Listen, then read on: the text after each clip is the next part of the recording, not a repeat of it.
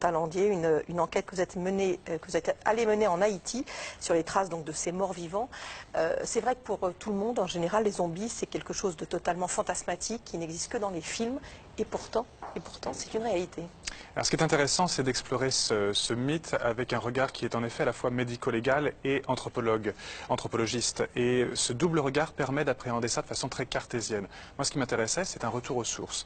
Que représentent les individus considérés socialement en Haïti comme des zombies, comme des morts vivants? Il y a plusieurs explications possibles, plusieurs regards possibles, mais il fallait vraiment aller enquêter dans des cimetières, aller enquêter dans des temples vaudous, aller enquêter également auprès de juristes, d'anthropologues et de médecins qui soignent ces zombies. Mais le terme finalement de mort vivant est assez juste. Le terme de mort vivant est assez juste, c'est un mort social. Le vrai terme, c'est ça, c'est un mort social. C'est quelqu'un à qui on a infligé une sanction qui est pire que la mort. On lui a fait vivre ses funérailles, on dit que les funérailles ont été chantées. En fait, c'est une substance qui est une toxine, principalement une neurotoxine qui est la tétrodotoxine, extraite d'un poisson, le fougou, le foufou aussi, qui est distillée un petit peu, on en met dans vos chaussures par exemple, et on l'associe avec d'autres substances qui vont être urticariantes, qui vont provoquer un franchissement de la peau de cette substance. Et quelques heures plus tard, ça va déclencher chez vous un état de mort apparente. Mais vous allez rester totalement conscient, avec un ralentissement complet de vos fonctions de survie. Le cœur, la respiration, etc. Et vous allez être enterré, vivre complètement vos funérailles, donc vous êtes pleinement conscient, vous pouvez même les raconter a posteriori.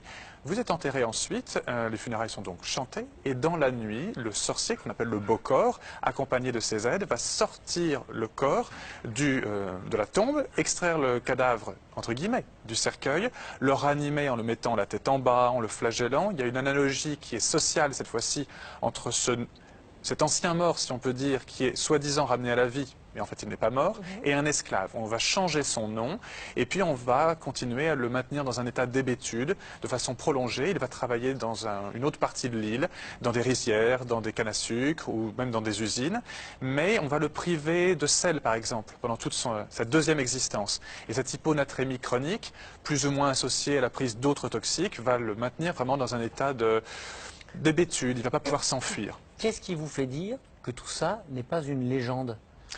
Parce que heureusement, j'ai des confrères médecins ou anthropologues qui travaillent sur de tels patients à l'hospice psychiatrique de Port-au-Prince ou encore dans d'autres institutions à Jacmel ou à Cap-Haïtien, donc respectivement au sud et au nord de l'île. Il y a des patients qui sont retrouvés plusieurs années ou mois après leur funérailles et qui sont considérés comme les bonnes personnes par leur famille. C'est ça qui est intéressant. Et dans les tombes, on trouve quoi dans ce cas-là? Des cailloux. Des cercueils remplis de cailloux, remplis de bouteilles vides ou par un autre corps. On enterre un enfant et on retrouve un adulte dans le cercueil ou vice-versa, ce genre de choses. On reste zombie toute sa vie ou est-ce qu'on peut être dézombéifié? Alors, on peut être dézombéifié à partir du moment où on est reconnu par sa famille, à partir du moment où on est traité médicalement, etc. C'est-à-dire qu'il faut traiter l'empoisonnement? Il faut traiter l'empoisonnement, il faut aussi restituer une existence sanitaire complète à l'individu. Mais une fois que le certificat de décès a été établi, d'ailleurs généralement pas par un médecin, mais par deux témoins, c'est le système c'est ça qui explique aussi haïtien. qu'on puisse aussi facilement généralement enterrer quelqu'un. Il n'y a pas besoin de médecin pour déclarer un décès en Haïti. Voilà. Exactement. Et vous précisez qu'il n'y a quand même que 2 médecins légistes en Haïti. Il y a 2 médecins légistes pour l'instant en Haïti. Il y en a d'autres qui sont en train d'être formés, mais ça sera utile d'en avoir certainement beaucoup plus. Eh bien, une fois qu'on a établi un certificat de décès, on ne peut pas faire un certificat de renaissance ou autre chose. Ça n'existe évidemment pas légalement. Donc j'ai notamment rencontré un avocat, Maître Gentil, qui lui se pose la question de savoir comment donner une véritable existence à ces gens-là. Ils sont dans la loi, les zombies, ou pas?